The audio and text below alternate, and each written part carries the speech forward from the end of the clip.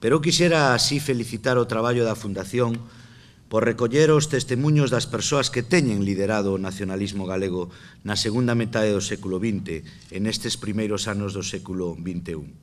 Persoas que son a alma dunha corrente de pensamento e acción como é o nacionalismo galego, unha corrente política que sempre loitou por unha sociedade máis xusta nunha Galiza máis libre.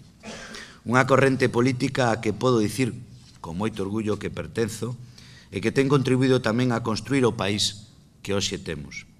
Existen moitos traballos historiográficos de carácter académico sobre o nacionalismo, obras de distintos autores.